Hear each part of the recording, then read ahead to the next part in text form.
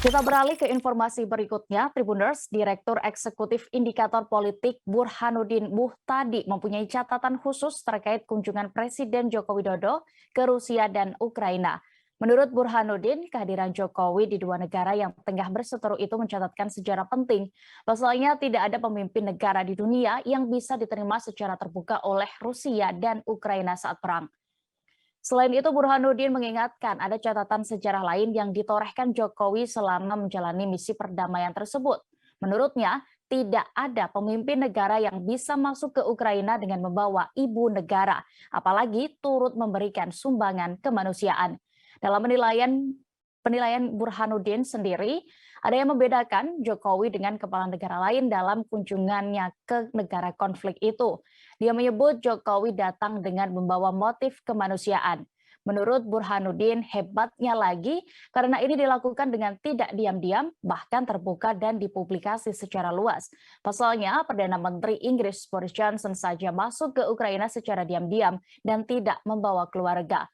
Sebelumnya, Direktur di Indonesia Intelligence Institute Ridwan Habib menilai langkah Presiden Jokowi mengunjungi Rusia dan Ukraina lebih berani dari Joe Biden, Presiden Amerika Serikat. Pengamat intelijen UI itu menambahkan bahwa langkah Jokowi sangat strategis di tengah ketidakpastian global. Kini Presiden Joko Widodo dan Ibu Iriana Jokowi telah diketahui menyelesaikan rangkaian kunjungan luar negerinya. Presiden dan rombongan juga sudah tiba di tanah air pada Sabtu 6 Juli lalu, kemudian langsung bertakziah ke kediaman keluarga mendiang Menpan RB Cahyokumolo.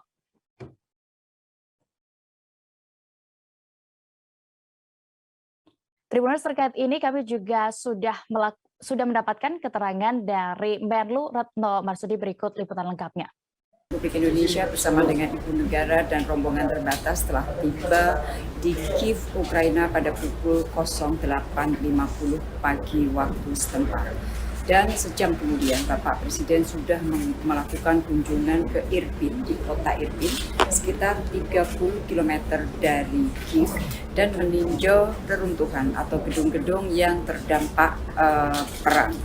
Nah, di dalam kunjungan ke Irpin, Bapak Presiden dan Ibu Negara didampingi oleh atau diterima oleh Wali Kota Irpin dan dijelaskan mengenai kondisi kota Irpin, di mana sekitar lebih dari 70% bangunan yang ada terdampak karena perang. Namun demikian, 40% dari penduduk Irpin dikatakan sudah kembali ke kota Irpin.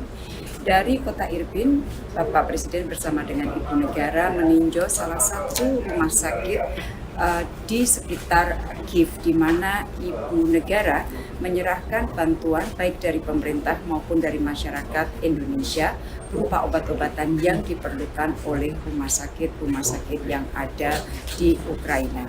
Selain bantuan yang secara simbolis disampaikan Ibu Negara, pemerintah Indonesia juga memberikan bantuan melalui Palang Merah Ukraina dan juga komitmen untuk membantu rekonstruksi rumah sakit yang terdampak perang.